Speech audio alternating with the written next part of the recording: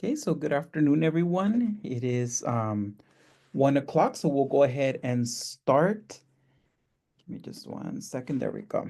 Okay, so again, good afternoon and welcome to our second webinar for managing the multi-level ESL or ESL multi-level class. Once again, my name is Francisco Pinedo, and it's a pleasure to be here with you this afternoon.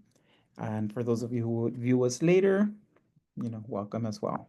Okay, so today we're going to go ahead, just to let you know that this session will be recorded. So at the start of the webinar, you did see a little disclaimer.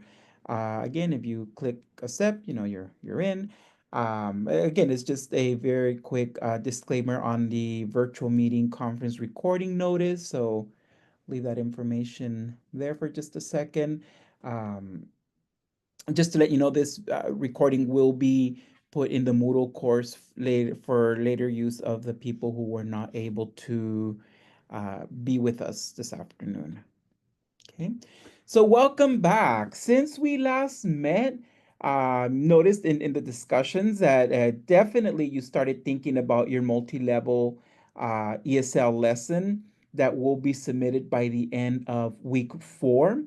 Also, that you've implemented some strategies identified in week 1 and week 2, like the likability and crossability pairing.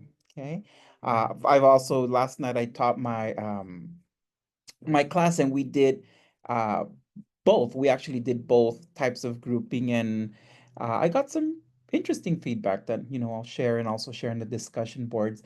Also, that you have watched the videos on multi-level ESL class activities. So since we last met, these were some of the tasks for you to have done. On today's agenda, we'll be talking about the likability grouping and the crossability grouping a little bit more in depth. We're also going to be talking about stations, which there it's like a combination of think of the likability and the crossability. So that's why stations are really nice because you kind of combine both. We'll start talking about our lesson planning and the WIPEA review. And then we'll do a wrap up. We're also going to have a short breakout activity, just like we did the previous time. Okay. So we're going to go ahead and dive right into likability grouping. So remember, with likability grouping, we have the students grouped based on they're about the same level, you determining which type of assessment you use. I always say use a combination of, not just one or the other. But this is where you have the students pretty much at the same level, working together within each level. The teacher rotates the groups, assigns tasks to each group to work together. So in this one here, I might have all my like pre-literacy, just like what I did yesterday with my night class.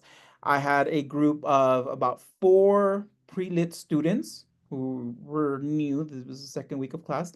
So those, and then I had my other maybe about 2 groups of my students who are maybe like a beginning high level, one group of intermediate, and one group of advanced. So in that way, they're all working together, doing the assigned tasks that they have for the day. And I would just go around rotating, making sure everybody's working, making sure I spend an equal amount of time per group. So if I'm going to spend 2 minutes in the first group, I'm going to make sure I spend 2 minutes in the other group, and then I would go back and maybe 3 or 4 minutes. So I don't want to leave out a group feeling like, hey, the teacher's only focusing there and not here.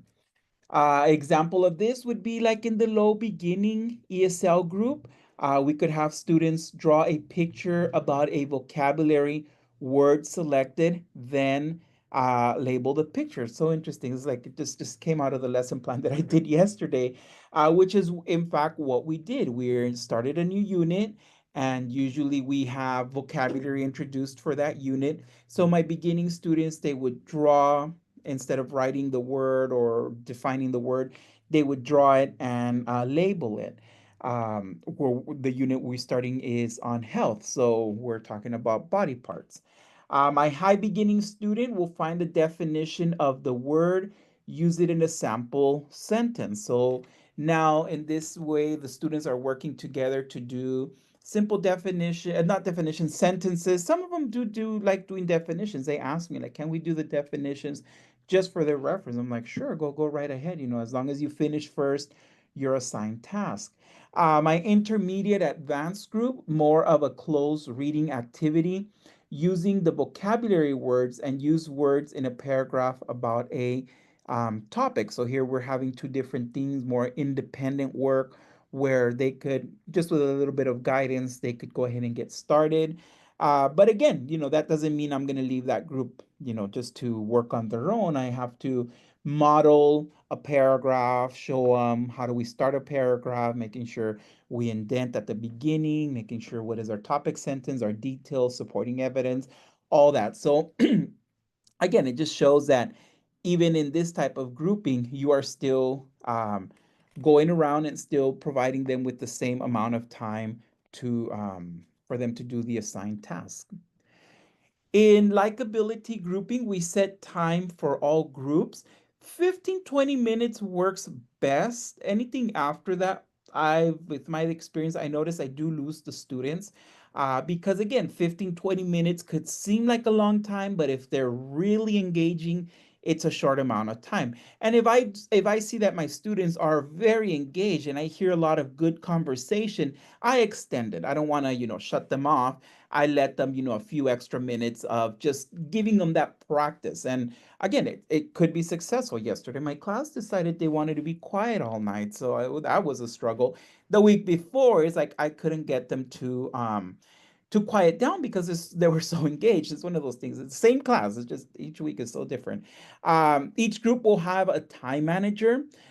So again, not only do I assign the we talked about last week about the different tasks that the students have, but I also make sure I model it. So many times when I say, okay, time manager, what is your task? Or what is the task of a time manager, just in general? And they say, keep track of time, making sure, they have like a stopwatch or, let those people know you have 2 minutes left, and then choose the evaluation for each group. For example, for my beginning group, it would be if they label at least one or two things in a drawing.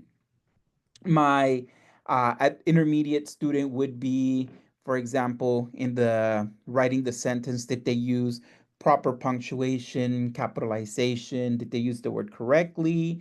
Then for my advanced group, how they are forming their paragraph, if it's kind of structured the way how we have our sample paragraph, that we have the sample, we have in the classroom a sample of a paragraph that highlights the introduction, the body, the conclusion, all that. So making sure it follows that. So again, those would be the type of evaluation that I would have for each of my groups. Some examples again for my beginning low ESL is asking them, what did you draw? What's the name? So, for example, yesterday they drew a hand, an arm, a leg, a foot, teeth, what was that, ears, things like that. So they would draw it out, they would label it, and then we would cover it with like a little strip of a post-it, and then they would, with their partners, what is this? Ear. How do you spell ear? E-R-A, and then no, it's E-A-R. So things like that, where they're working together on that very basic low literacy level. My beginning high, for body, sometimes it's a little bit too difficult to ask for a definition, but we did something similar like, okay, your hand, what is your hand connected to? Some of them said arms, some of them said wrist, so there's where they're kind of doing it more a little bit different. Of course, if it's another unit where like we just finished a unit on know your something about knowing the law, knowing the right, something like that. Of course, that's when there were more of definitions of what is a police station, what is a fire station, things like that. Intermediate is what is the context of the word. So here we're using a little bit more of word context of to define what is the word, and my advanced student, what is the main topic of and details of your paragraph, supporting evidence, your conclusion, which is a big part.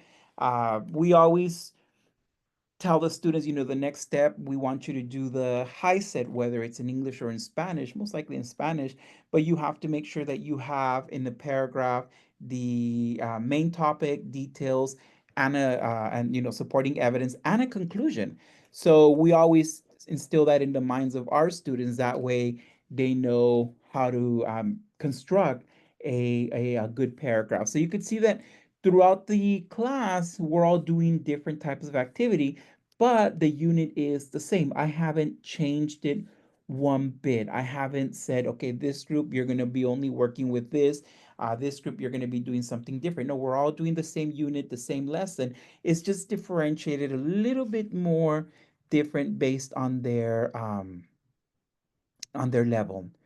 For likability grouping, practices in ESL lessons include, for example, how might an instructor form likability grouping? So that one we've talked a little bit about it, and I've also in the discussion board mentioned it a little bit. How we use based on their appraisal that they take when they start the program, also informal. They come to the class and I talk to the student. So if you want to also chime in the chat, how might an instructor form likability grouping, or how do you instruct to form a likability grouping?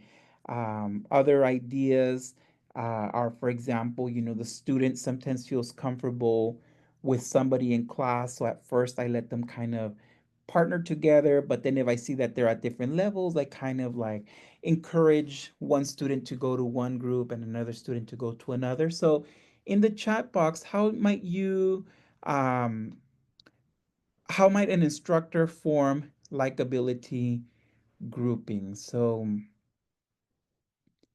any response? We have a couple of questions on this slide, and then we will um, talk about them as well. What student roles can there be in likability grouping? So we've been talking about the type of roles, so job alike, okay? Grouping a lower and a higher level works in reading exercises, it's good.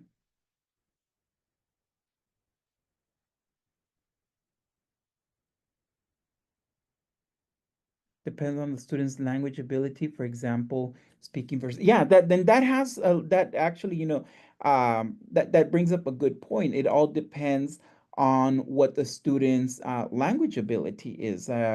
Predominantly in my area it's Spanish, but we also have a lot of indigenous languages from the state of Oaxaca, Triqui, Mixteco, Zapoteco, and those are very different than even Spanish, because again, the student is really um, learning at different level, and that's when it does get a little bit interesting when we want to pair also the student in a situation like this with maybe somebody else that speaks the same language or even the dialect, but sometimes we get the fact that we have the beginning student here and the other student might be a little bit more advanced. So in likability, it might not work quite as well when you have different language levels like that, and their ability.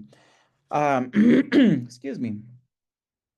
What strategies or tools can be used to scaffold language instruction for likability grouping? So that's another question that we have.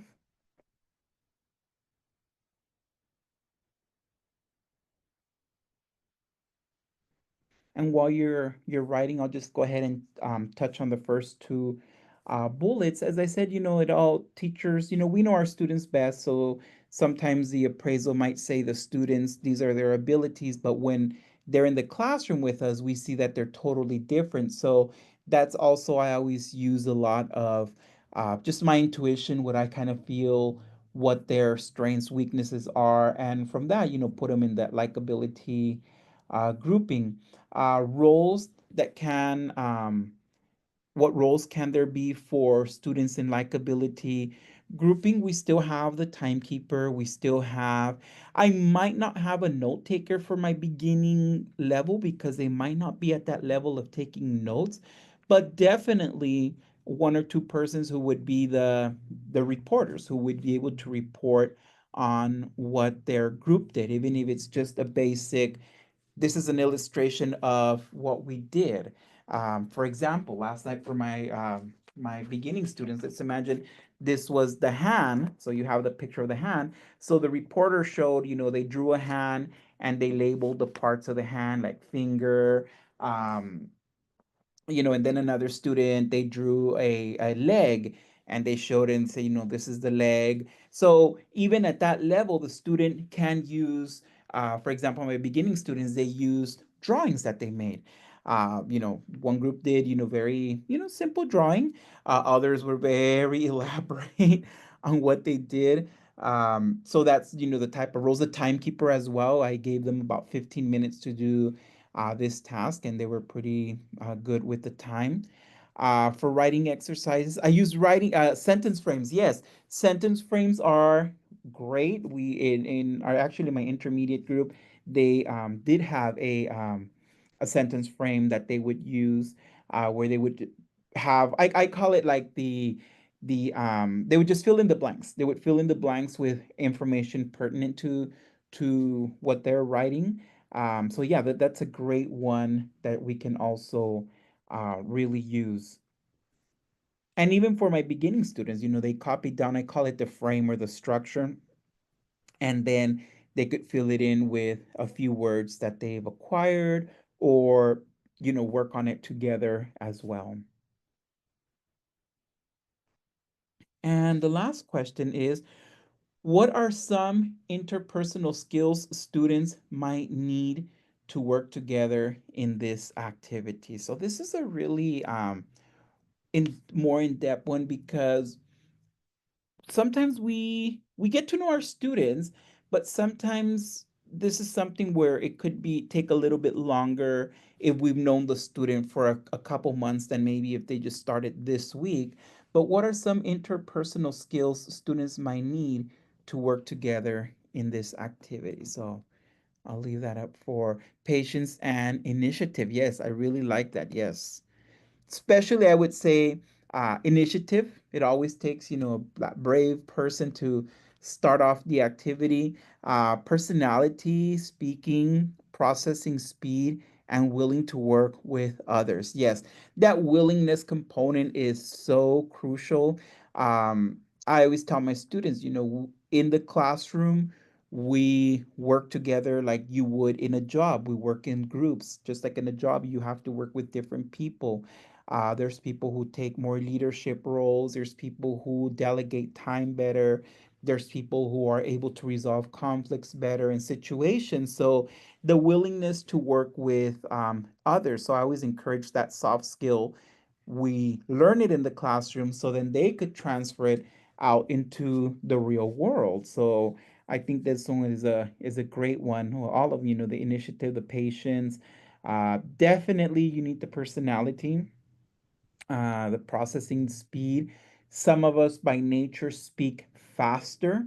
Some people speak slower. And again, I know with my students, I do tell them, please let me know. I get so excited and so into my teaching that I start going from 0 to 100 miles per hour, as I say, in seconds.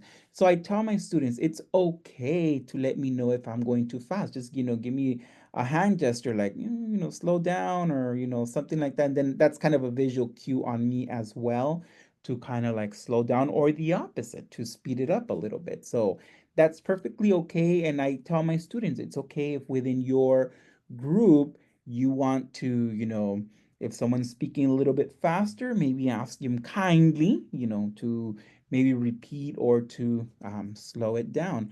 And again, it works the same thing. If you're out in the community or something, you need clarification or more, repeat the information. That's the proper way of doing it. So great insight right here. And again, what are some tools to teach these skills? A lot of the transferable soft skills, I would say, a lot of the practice in the classroom.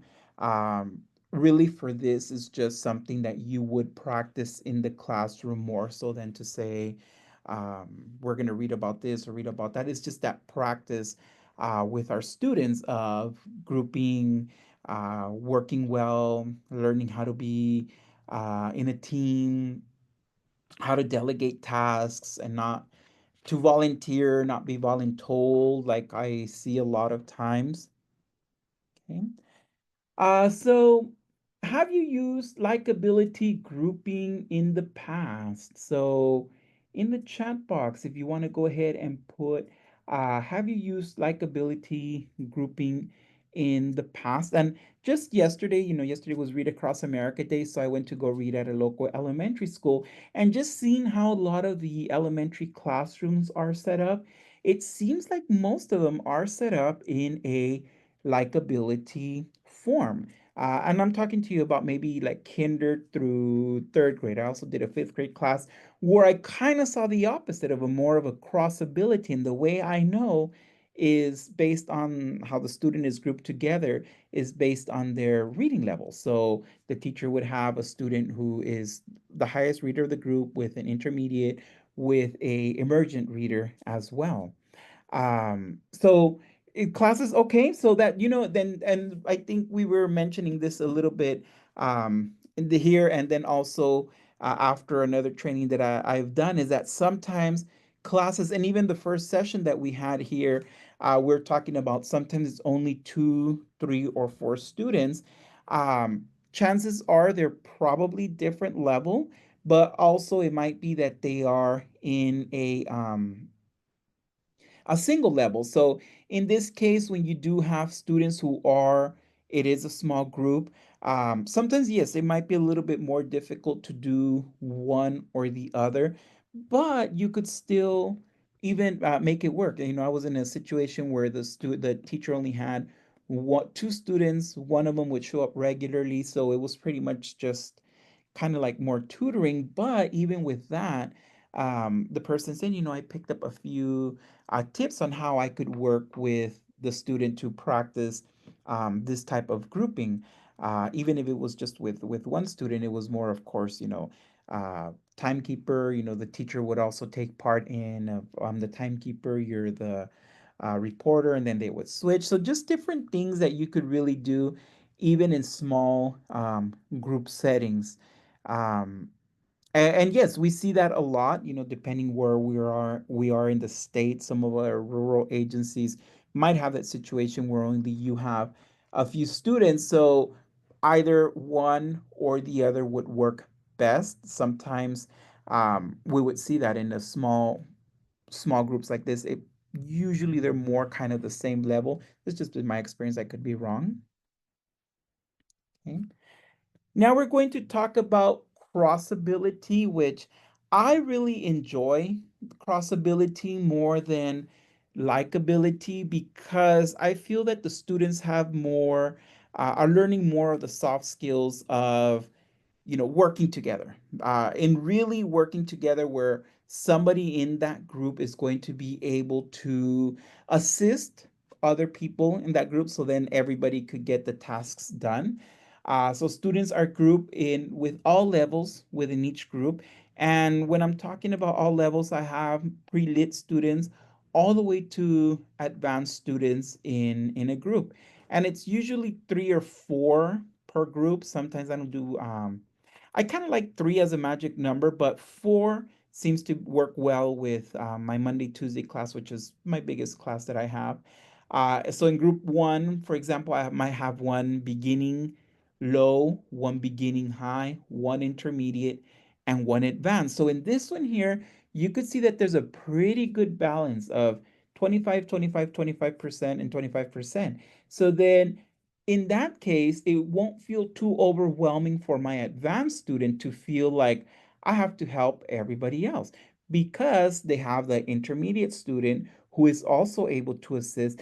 And even at the beginning high level student is able now to function pretty well, understands, their reading comprehension might be great. So in reality, they're only working with one student, which would be my low beginning, my emergent student, would be the one that they kind of help more. So we would delegate, like, okay, timekeeper, or they would delegate, who would be the timekeeper. Doesn't mean that this person is just going to sit back and enjoy the ride. No, they're also contributing to the group. As we said, 3 to 4 people per group. Four being ideal if you have a larger class. In this situation, like Greg says, he only has 3 or 4 students. So maybe if they're at a different level, it could be more of the crossability grouping. Each student takes a part to achieve an end result. So just like we did yesterday, we each group worked on different parts of the lesson. Some of them were just drawing a picture and labeling. Others were constructing a simple sentence using the vocabulary word, and others were framing a paragraph or writing their own paragraph using vocabulary words that we identified at the beginning of the unit. So everybody's working together. Their end result could be a paragraph, sentences, or illustrations. Everyone's going to share what they did in their group. And in this one here, you're teaching the soft skills that are transferable. I work a lot with our local workforce development board, and in our area, one of the reasons why there's so much high turnover rate of people in jobs is because they are lacking those soft skills, because communication skills, those problem solving skills, time management. So that's why we teach all this in the classroom. That way, when our student at their job or if they're going into the workforce, they have these foundations that they learn in our program about being problem solvers, helping other people. And helping doesn't mean doing their job but assisting them. We always teach the difference between doing someone's job and assisting someone to do a job. So I think that's when grouping, that's why I really like grouping, and more of the cross ability I incline more, because the students tend to practice it a little bit better. And then in their jobs, like they say, we work with people with all different skills levels. You might have the person who might be the foreman supervisor, down to the person who might be doing other work, but everybody's working together as a team with a common goal of productivity, or increasing productivity. So that's why I always like tying it to examples of jobs. We talked about timekeeper, note taker, the speaker, and the reporter. The speaker is the one who reads the information. The reporter is the one who reports to the whole class. So in all of these, everybody has an active role. And I always say, the note taker can't do its task without the timekeeper. The speaker can't do its task without the writer, and the reporter can't do the task without the speaker, the writer, and the timekeeper. So I always make sure that we connect the dots to see how everyone's job is important, and we validate that. We validate that. At the end of the class, I thank my timekeeper for keeping the group on task, my note taker for writing good notes so that my speaker could share that. And then in turn, our reporter could give a good report of what the group was doing. So always validating what they do so that they feel that no job is much more bigger than another one. The goal is to have the students learn from each other, collaborate, and support each other. Because as we talked about in the first webinar, we like building a sense of community, and sometimes it won't happen without group work where students, and of course, I give the students maybe a few minutes once everybody's finished the assignment to kind of like debrief what they did. And then obviously they'll start talking about something else. But I give them a few minutes, maybe like 2, 3 minutes. So then that way they start feeling that sense of connection.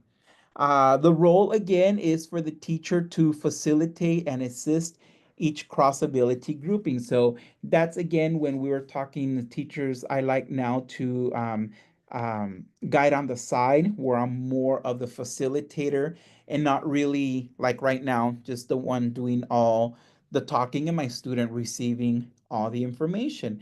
Sometimes group work is difficult for that same reason. Students want, especially, some students, they really want me to just be teaching the whole class time, because that's how they feel education is. But when I talk to them about the importance of group work and how they're learning from each other, I think that's when they start getting a better buy-in of this. So let's go ahead and have a discussion. Have you used cross-ability grouping in the past? Write about your experience in the chat. Again, it could be maybe a good experience or a challenging experience. We're not here to um, we just want to hear your experience, because we could definitely learn from some challenging experiences. I've had both. So I'll just give you about a minute or two to go ahead and chat, put in the chat, please.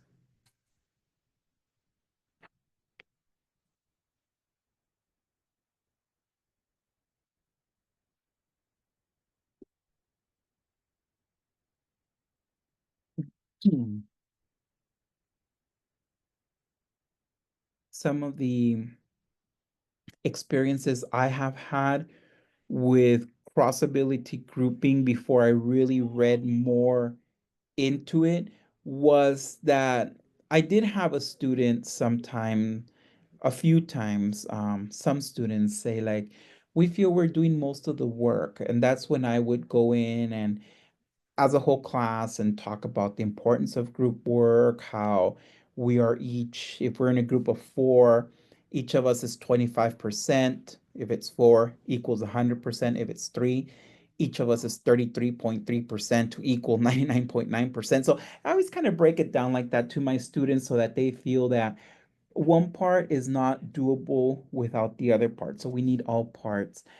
Students with disabilities, we had students with disabilities work with elementary students through reading books at their level. Okay. Um, some challenges I found is some higher levels don't like playing. Yeah.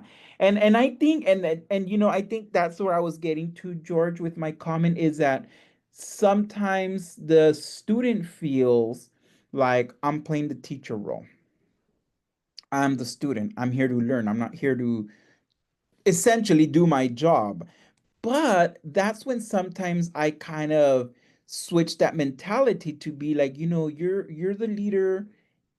You're a leader in the classroom, you're a leader in the group. So as a leader, your job is to lead the group to do something. Doesn't mean that you're gonna do the work for them, but is making sure that everybody is doing their part as well. And usually, when I see that happening, that one person is doing more of the job, I kind of go there and I kind of hover around a little bit, making sure, reminding them, oh, what's your and that's another thing I didn't mention, is that when we have cross ability, I always go to each group and I ask, oh, who's my timekeeper? Who's my note taker? Who's the speaker? And who's the one who's going to report back? So that way they know that I know who's doing what. And I always talk about accountability. I always say, each group is accountable, each person in the group is accountable for making sure that we deliver what we said we were going to deliver in the 20 minutes, 15 minutes of the activity. So, accountability is really important. And that really has made a difference, because it doesn't pressure the students, but it gives them that, uh, I need to do this. We need to complete this as a group. And sometimes you do see that they get a little frustrated because they moving to different sides in conversation or activity, and just trying to get everybody back. Let's see, it says, I've had a good experience where advanced students actively teach lower student levels. It's successful, but sometimes low level students start to shut down or prefer to be passive. Yes, I've had that experience too, and especially if it's newer students who are more of my lower level emergent readers, they do shut down a little bit and they prefer to be more passive. I experienced this more in my evening program. I understand, our students are getting off from work. Some of them haven't even gone home after work. They're in the classroom. They're tired. I get that. Um, but I always, want to emphasize the importance of it. So great, great.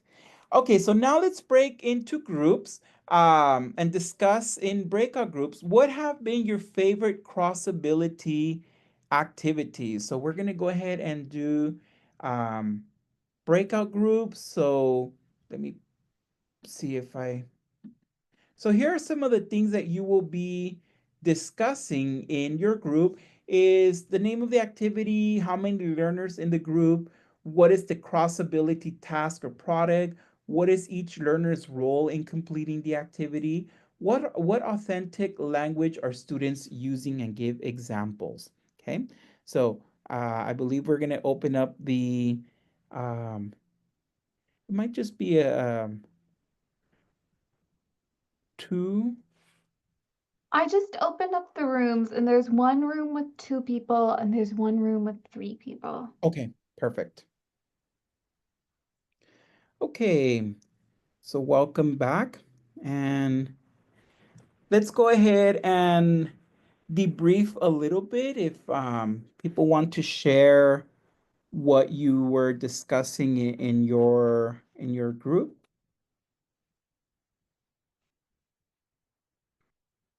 I thought George had a pretty good idea where you where you go around having your students interact with each other, asking their name, what did they eat, blah blah blah, and then you come back together as a whole group, and they be able to read out what that individual did. So it's a chance for them to meet other people, practice their own skills, as well as listening and speaking, which I think are really key components also to learning the language. Yes, that's a really good. I do that especially on Mondays. I ask them, what did you have over the weekend, or what did you do? Some, and then I always, get them to talk, and that kind of sets the tone as well.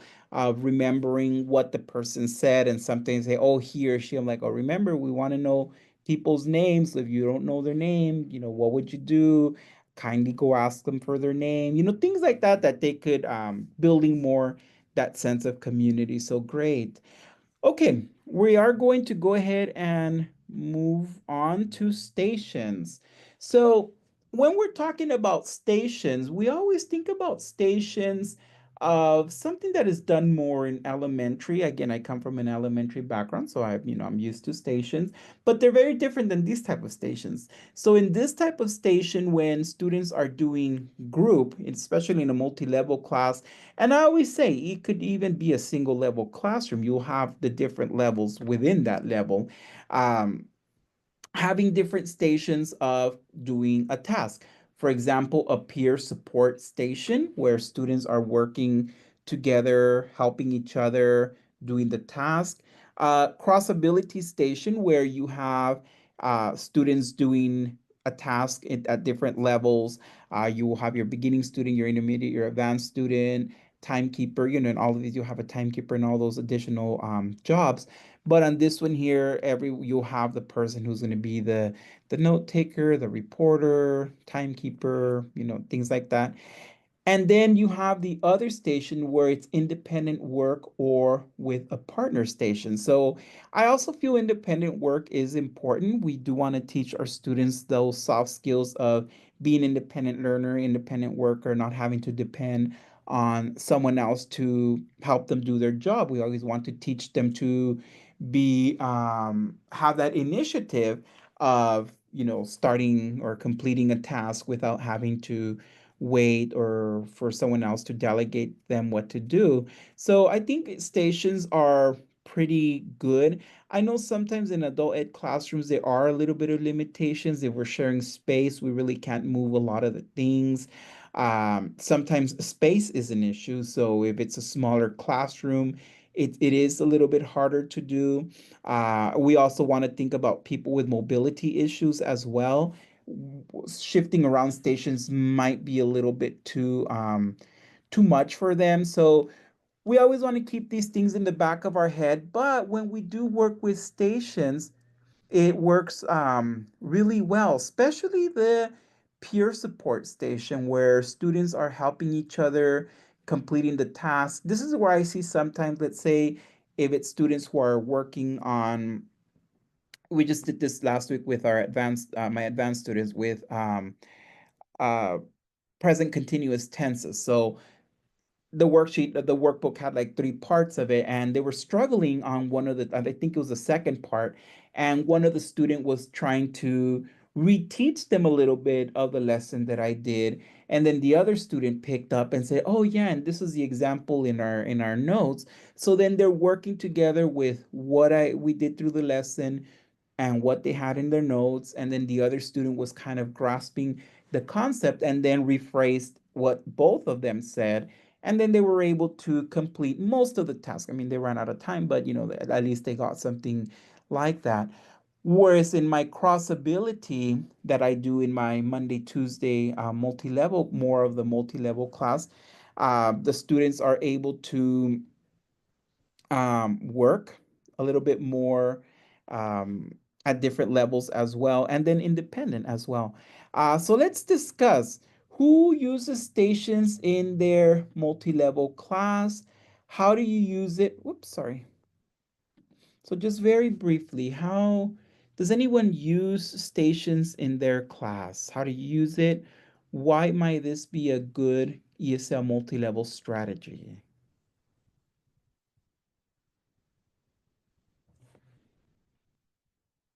Okay, so okay. Yeah, that's what I kind of figured is that if we do grouping, we do more of the regular grouping and not really the type of stations, which is, which is fine. It's, we're learning about it. Okay. Very good. So we'll go ahead and move on now to ESL multi-level lesson planning. So when we are designing a lesson plan, the lesson plan that you will be designing is, oh, I see I've done, let me look at the comment here. I've done a station task you mentioned one time, but not as simultaneous stations. Okay, good. You know, we, as long as we started, we could go ahead and definitely continue with those types of stations, adding a little bit more. Okay.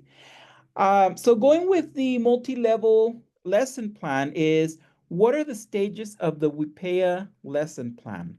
So if you haven't heard about the WIPEA process, the W stands for warm up and review. And this is where we're tapping into the student's prior knowledge.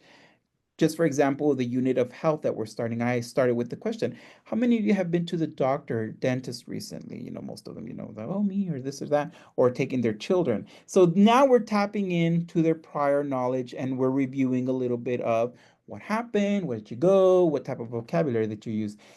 Then I do the introduction. We do the introduction where we state what is it that we're going to be learning about.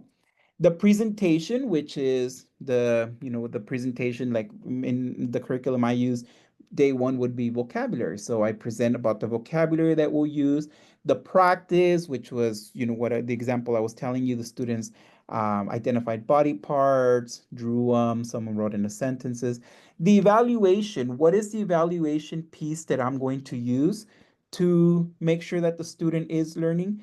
And the application, how is a student going to apply this outside of the classroom? So in the introduction, again, we talk about the objectives. In the practice, the group work, communicate, practice, use their new skills in a group if it has to do with the vocabulary. Take a snapshot of the mastery was the evaluation. And as I said, the application usually using the skills outside the classroom. So with this unit, for example, I would tell the students, how are we going to use this outside of the classroom? Oh, next time I go to the doctor or dentist or whatnot, they'll be able to use this type of vocabulary. So on this one here, the multi-level planning stages is we would place students in likability grouping for content using crossability, the jigsaw strategy, where the student becomes an expert in the content area and shares with others, trains others. For fluency, crossability works best. Have a timekeeper to stay on task. So when you are doing your multi-level planning, notice that here you have the WIPP of the, WIPEA process, the warm-up, introduction, presentation, and the practice. The only thing you're going to change in all of this is the practice. How is my beginning student versus my intermediate student versus my advanced student going to do the practice of this objective? So, what would be your general objective, and what would be the objective of my beginner learner, intermediate learner, and advanced learner? My beginning learner might be identify, recognize 10 words related to health. My intermediate learner might be using five health words in a sentence, whereas my advanced learner is reading about a health condition and answering questions related to that health condition. So you could see how pretty much it's the same objective, it's just differentiated at different levels. In this sample lesson that you have, and this I believe this one is also on the Moodle course, you have an example of the warm up, the introduction, the presentation. Then in the practice, you have the likability strategy and the crossability strategy for mainly advanced, intermediate. With beginning students, it's a little bit, it's more of the crossability than likability, answering yes no questions, the who, what, when, why type of questions. To students practice questions with peer tutors or with other level. And then the evaluation, the students present role plays to the class. Students complete an authentic autographic activity. Students are evaluated as they work with an aide or with the teacher or with someone else. The application, how are they going to apply this? Instructor asks students to find a picture of a person, describe it to a friend, bring to school, or something more authentic, as sometimes they will share, like, I went to visit with my doctor, and this is how it happened. I was able to communicate more. So things like that, how they apply it in real life. So what resources have you used to build or develop a multi-level lesson? Whoops. So really quickly in the chat, what resources have you used to build or develop a multi-level lesson? Okay, so give you about 1 minute.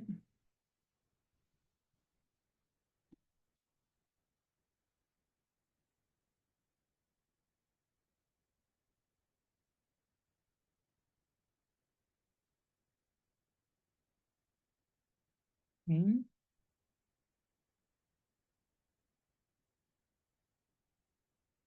And I know that there's a lot of resources on the CalPro site as well, and then on our Moodle course as well on developing a multi-level lesson. So if it's something that's new to you, the course outline, okay?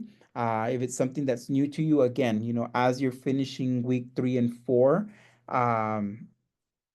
interesting. Yes, AI has been a great assistant. Very good.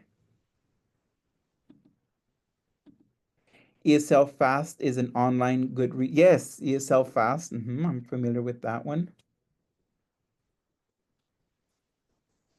Okay, very good. And looking ahead, week 3, we're going to be doing background reading B on grouping strategies. You'll be reading more in depth on whole group, likability, crossability, selecting materials also. Um, we talked about like how do we do this type of instruction if we're going to have to select different resources and whatnot. So you'll be learning about how to select materials that will fit pretty much in all of the levels, and you don't have to really, do a different one for each one. Also, the virtual workroom for multi-level ESL instruction. There'll be information. I believe it will be with a podcast of Jamie Addleston Goldstein. Podcast 3, The Art of Orchestrating a Multi-Level Class. Podcast 4, Group Work That Works, Part 1 and Part 2.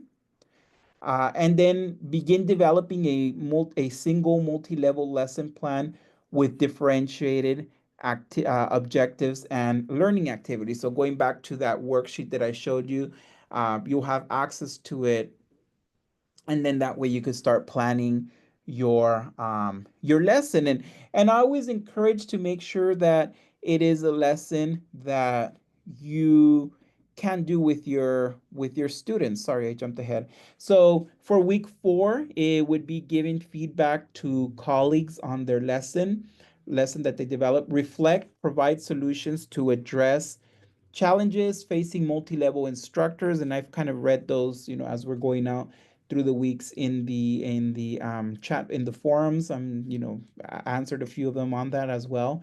Exploring resources for multi-level instructors as well. We have some two great ones here, um, with the ESL Fast and with AI. So then that would be for group week 4. So any questions? Any questions that you still might have? We have like a little less than 2 minutes. Questions or in the chat, the question is, what was most helpful in this webinar? Okay, or if you have any questions about the course in general, you could um, type it in the chat box. Okay. So I really look forward to seeing everybody's lessons.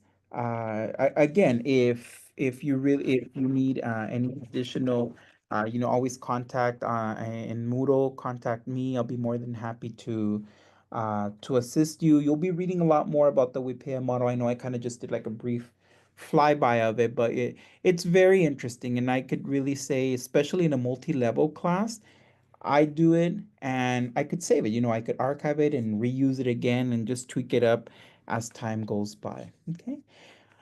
So thank you very much for joining me this afternoon. Again, just this information if for CEUs. Uh, I can take care okay. of this one for you, Francisco. Okay. Thank Yeah, yeah. So thank you again, everyone, for joining us today. We'd also like to inform you all that for those you. of you who successfully complete this course, meaning you attend the webinars, complete the assignments, we can connect you with the opportunity to claim CEUs for this course.